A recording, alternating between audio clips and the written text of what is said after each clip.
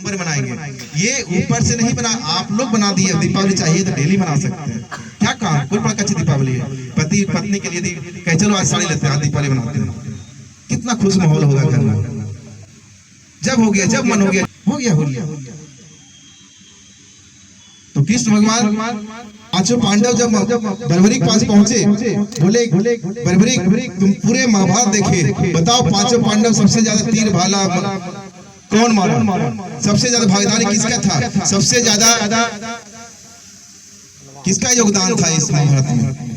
तो बर्बरीक हंसने लगे, बर्बरीक मुस्कुराने लगे और बोले आप लोग इतना ज्ञानी हैं, आप लोग अभी तक भगवान को पहचान नहीं पाए। आप लोग जो इस अंधेरे में है कि हम कुछ करें किए, तो आप गलत सोच रहे हैं। ये जो लड़ाई था ये पहले से तय था। ये आपका जो युद्ध खत्म करने वाला इंसान है, जो युद्ध हुआ, जो हमारा सर काट के बैठा वाला इंसान है, वो देखिए सबसे पीछे बैठे हुए हैं राम से कृष्ण, जो सर झुका के बैठे हैं, लग रहा कोई मतलब उनको नहीं, सब करता धरता वही है। और वो जिनको कृष्ण को आप अपना मामा बना रहे हैं, इसका भाई बता रहे हैं, पिता बता रहे हैं, भाई बेटा, वो एक भगवान का रूप है, वो विष्णु भगवान का रूप है। और हमारा सर काट के भी बना बैठाए वही है, नहीं तो हम बताए थे कि महाभारत कैसे होगा। तो जो पांडव थे उनके पास गए, उनके चरण पे स्पर्श किए और एक एक सवाल, एक एक क्वेश्चन, क्योंकि यदि आपके पास अभी कोई भगवान आ जाए, अभी तो पंडित जी आते देखते कितना सवाल पूछते हैं, कोई जानकार कोई बाबा कोई आ जाए तो दाढ़ी उड़ी बढ़ा के पूरा दम, कभी उससे सवाल कितना हमारे बेटवा कहाँ तक कैसे नौकरी लगते, सवाल एक से एक सवाल आएगा। लेकिन वहां जब पांचों पांडव सवाल किए कि दुनिया कैसे चलेगा, आखिर दुनिया में प्यार क्या है, प्रेम क्या है, परिवार क्या है, वो सब जब पांडव पूछने लगे, अर्जुन पूछने लगने लगे, तो वही आज के डेट में गीता उपदेश बोलते हैं, वही सब कृष्ण भगवान अपना बताए, सबका आंसर दिए। और आंसर आपका गीता में सब लिखा हुआ, जो गीता पढ़े होंगे उनको सब पता होगा। और गीता जो बोलते हैं ना कि हिंदू का गीता एक बहुत बड़ा ग्रंथ है, जो गीता पढ़ेगा वो सब चीज समझ जाएगा दुनिया में, फिर उसको कोई लोग कोई मोह माया नहीं रहेगा। लेकिन सब गीता के सब कुछ बोलता है, लेकिन गीता को पढ़े नहीं किया। गीता तो सब अपने बना लिए आप लोग, हम लोग क्या किए, गीता बना लिए अपने तरीके से। तो जब गीता का उपदेश खत्म हो गया, उसके बाद लोग पांचों पांडव कृष्ण भगवान बर्बरीक के बारे में पूछने लगे कि आप इनका सर काट दिए, अब बताइए इसका क्या होगा, कैसे क्या होगा। तो बर्बरीक से कृष्ण भगवान फिर से बोले कि बर्बरीक तुमने सर काट के बहुत बड़ा योगदान दिया, आज फिर तुमसे बोल रहे कि हमको कहीं हत्या का आरोप आगे आने वाले कल में नहीं लग जाए, इसलिए तुम मांगो ऐसा कोई चीज जिससे तुमको हम दे कि आने वाले कल बोले कि हाँ ये हत्या का आरोप नहीं है। ये बोले देना है तो अब एक ही चीज दीजिए कि हमको अपने साथ ले चलने।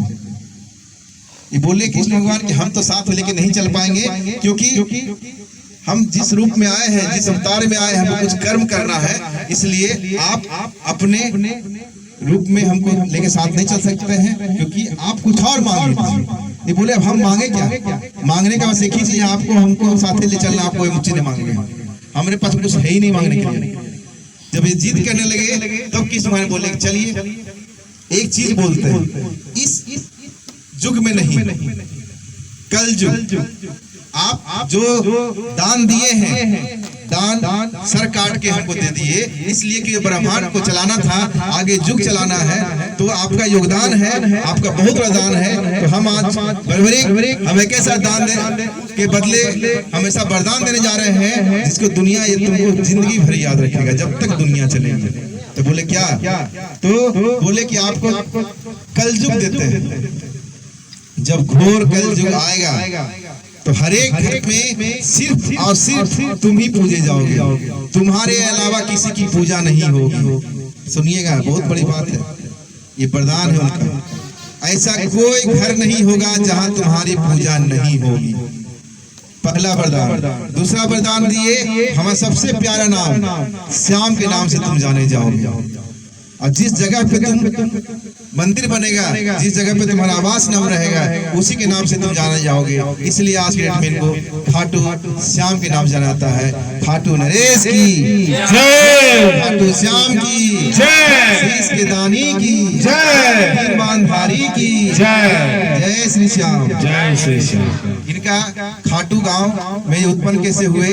जब कलयुग अवतरित हुआ तो ये राजा के स्वप्न में दिए कि हम जमीन के अंदर है, हमको निकालो।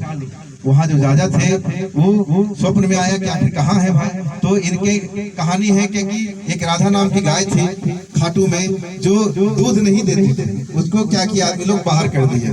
तो वो क्या करता था, जहाँ पे इनका सर था जमीन के अंदर, वहाँ पे दूध अपने आप आता था। तो राजा को पता चला, वो क्या किया, उसको गड्ढा करवाया। तो वहाँ पर से इनका सर जो अमृत पिलाया हुआ अभी तक जीवित है, वो इनके सर वहां से निकला और उसको खाटू में एक मंदिर है, वहां इनको रखा गया। आज के डेट में वहां 25 लाख से 30 लाख का भीड़ रहता है, वहां सिर्फ दर्शन होता है। और इनको कलयुग दे दिया गया। कृष्ण भगवान वरदान दिए कि हमारे नाम खाटू श्याम के नाम जाने जाओगे, और तुम्हारा वरदान है कि कलयुग तुम्हारा, कलयुग में सिर्फ तुम्हारा ही पूजा होगा, कलयुग में सिर्फ तुम्हारा ही चलेगा। तो बोले कैसे चलेगा? बहुत से भगवान है, कलयुग में तो बहुत भगवान बन जाएगा, सच्चाई बन गया है। तो बोले कि हर एक भगवान के पास कुछ मांगेगा तो मिलेगा नहीं, लेकिन तुम्हारे पास कुछ मांगेगा तो सब कुछ मिलेगा।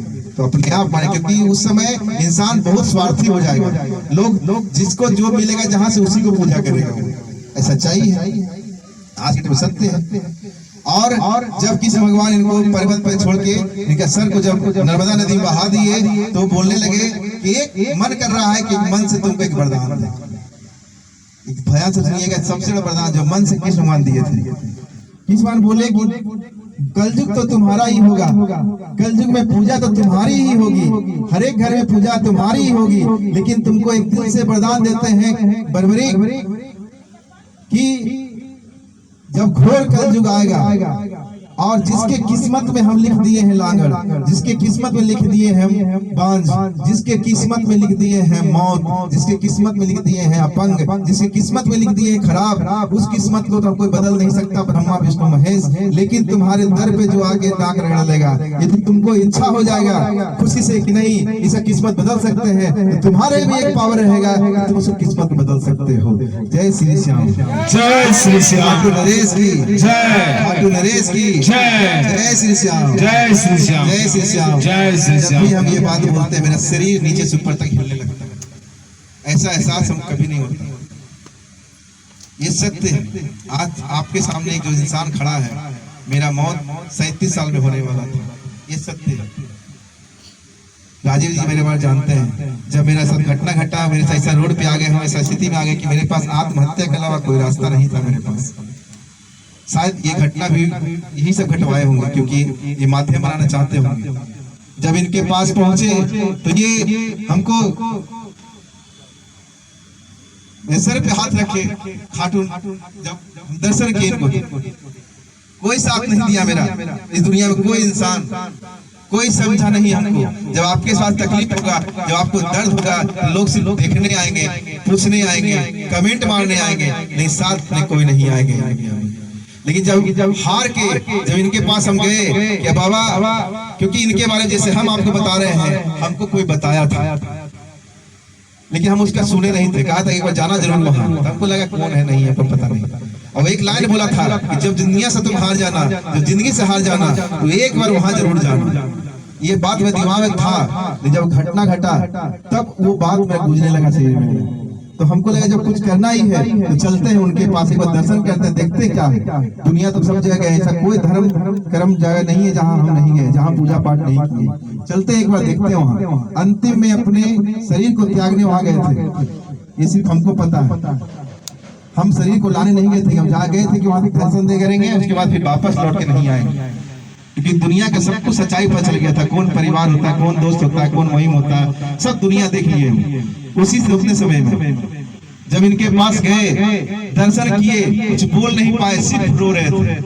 इतना आंसू निकल रहा था, इतना जिंदगी में कभी उतना रोए नहीं थे इनके पास। अपने आप, मन से नहीं, अपने आप हो रहा था, ऑटोमेटिक चल रहा था। दर्शन करके निकले, उसके बाद हम सर पे जो हाथ रखे, बोले चिंता मत करो भाई, तुम्हारे साथ, तू अब कर्म कर, तू आगे बढ़, तुम्हारा एक कर्म, एक आगे बढ़ने का आगे संकेत, तुम एक कदम चलेगा, हम तुम्हारे साथ 100 कदम चलेंगे। आज आपके सामने शख्स जो खड़ा है, 2 साल हुआ है, 2 साल में जितना थे उससे ज्यादा में आके हम बैठे हुए हैं, और हमारे से उससे ज्यादा संपत्ति है, उससे ज्यादा खुशी और उससे ज्यादा सब कुछ। दुनिया कुछ नहीं है, लेकिन हमारे पास खुशी बहुत है, क्योंकि हमारे साथ एक एक पल चलते हैं। और उस दिन एक चीज और बोले थे कि ये कारपोरेट देवता है, एक हाथ से लेते हैं, एक हाथ से देते हैं, मतलब एक हाथ से देते हैं, एक हाथ से लेते हैं। लेने की बात बोले थे कि पहले हम तुमको देंगे, फिर तुमसे लेंगे। लेने के बाद तो सुना इतना दिया नहीं कि पहले दीजिए तब लेंगे, चल देंगे, क्या दिक्कत, भगवान क्या मांग लेंगे हमसे। लेकिन जब दे दिए हमको, लेने के बाद जब बारी आया तब बोले कि अब यही चीज, तुमको जो खजाना दिए, तुमको जो खुशी दिए, तुमको जो संदेश दिए, तुमको जो बुद्धि दिए, जो तुमको हम बातें का जवाब दिए, जैसे अर्जुन को सवाल पूछा, सब जवाब की सवाल दिए, हमको ये हर एक सवाल का जवाब देते हैं। बोले कि तुम अब सबको तुम ही जाके बताओ, जो जो लाचार है, जो जो परेशान है, जो उसको लग रहा है किस्मत मेरा खराब है, उसको मेरे पास लाओ, हम उसकी किस्मत को बदलेंगे, और तुम्हारे साथ वो कारवा चलेगा, तुम्हारे साथ वो बढ़ते जाएगा। आज के डेट में जब हम शुरुआत किए थे सत्संग, तो मेरे साथ 5 लोग 4 लोग थे। आज की डेट में हमारे 1000 लोग हमारे साथ जुड़े हुए हैं। वो दीवानगी साथ, वो समर्पित के साथ, कोई स्वार्थ नहीं उनको हमसे है, न इनके से। वो समर्पित से कुछ मिल गया उनको, पहले इस्तेमाल करो तब विश्वास करो वाला कहानी हो गया। वो पहले इस्तेमाल कर लिए तो मेरे साथ जुड़े हुए हैं। आप एक बार हम आपके पास आए हैं, आपके इनका संदेश लेके, हम आपको नहीं करेंगे पैसा खर्च कीजिए, आप नहीं करेंगे आप 1 रुपये डेली डालिएगा, आप नहीं करेंगे डेली आप पूजा कीजिएगा, आप कुछ मत कीजिएगा। इनका YouTube पे फ्री मिलता है भजन, आप भजन सुन सकते हैं, इनका दर्शन कर सकते हैं। हम मन में खाली बैठा लीजिए, हे बाबा यदि जो बताने के लिए आए वो आपके बारे में बहुत बड़ाई किए हैं, हमको भी कैसा कुछ दीजिए, मेरे में भी मनोकामना है, ये पूरा कर दीजिएगा बाबा, तो हम भी आप अपने घर में ऐसे सत्संग करके बैठाएंगे। सत्संग का मतलब इसलिए कि आपके यहाँ बेटी शादी होता है, बेटा का बर्थडे होता है, कोई जन्म लेता है, तो आप खुशी से सबको बुलाते हैं, खिलाते हैं, तब बुलाते हैं, करते हैं ना। तो ये कहते हैं कि हमको भी थोड़ा खुशी से लाओ, ऐसी फोटो लाके मत बैठा दे उसका, और ये भीड़ में रहना नहीं चाहते। आप लोग, हम लोग सब जानते हैं ईश्वर, लेकिन हम लोग ईश्वर अनेक बनाए हुए हैं। हम ये नहीं कह रहे कि आप शंकर भगवान छोड़ दीजिए, हम ये नहीं कह रहे आप दुर्गा माँ को छोड़ दीजिए, लेकिन मानिए तो एक को मानिए, इनका यही संदेश है। ईश्वर एक को मानिए, जहाँ एक को मानिए तभी आपको प्रेम बनेगा। जैसे एक चीज बताते हैं, अभी आपको एग्जाम्पल देते हैं कि माँ है, इनका एक बेटा होगा, माँ के पास एक बेटा होगा, बेटा यहाँ पे खड़ा रहेगा और वो गिरना चाहेगा बच्चा, या उसको भूख लगेगा, तो उसको याद किसका आएगा ये बताइए, आपका याद आएगा या माँ का याद आएगा? एक माँ का या 2 माँ का? एक माँ का। उसको भरोसा है कि हम गिरेंगे तो मेरी माँ बचा लेगी, उसको भरोसा है कि हमको भूख लगेगा तो माँ खाना खिला देगी, उसको भरोसा है कि मैं तबीयत खराब होगा तो हमको सेवा करेगी, हमको कुछ होगा तो मेरी माँ है काफी है, एक ही माँ काफी है। वो 2 पे डिपेंड नहीं रहता, सिर्फ एक माँ पे डिपेंड रहता है। इसलिए अब बताइए, यदि 4 माँ होगी, एक बेटा होगा, अब बताइए उसको बुखार लगेगा, 4 माँ में एक माँ सोचेगी नहीं कि हाँ वो करेगा, चाहे वो करेगा, चाहे वो करेगा, सोचेगा नहीं सोचेगा? वो डिपेंड एक पे नहीं हो सकता, वो 4 पे होगा। कंफ्यूज में ऐसा होगा कि चारों में चारों कोई नहीं करेगा, तो भगवान भी कंफ्यूज हो जाते हैं। जब आप अपने मंदिर में 10 को देवी देवता रखते हैं, तो 10 देवी देवता कंफ्यूज रहते हैं कि आखिर करेगा इसको।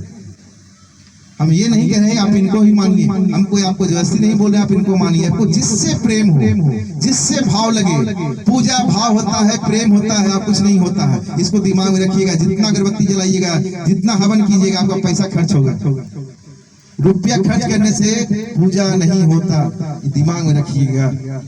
आप कहिएगा सर सत्संग मना रहे थे, इसमें कैसा खर्च हो रहा है? हाँ हो रहा है, क्योंकि बाबा का बुला रहे हैं।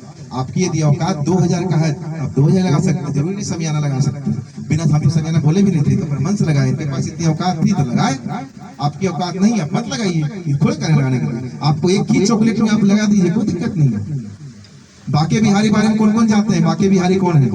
बाके बिहारी कहाँ है? वृंदावन में, सब जानते होंगे। बाके बिहारी का पर्दा देखते हुए लगाता है खोलता है, लगाता है खोलता है। ऐसा है, ऐसा क्यों है? क्योंकि एक बूढ़ी औरत थी 70 साल की, वो बचपन से बहुत पूजा करती थी, लेकिन उस फुर्सत नहीं मिलता था पूजा करने का। जब बुजुर्ग हुई, जब बाल बच्चा सब सेटल हो गया, तो उसको लगा कि बाके बिहारी को अपना जिंदगी हम दे दें। वो जब जाती थी तो बाल बच्चा से बोलती थी 2 रुपया, उस समय 2 रुपये चलता है, कभी चलता था, उसको पैसा कोई नहीं देता।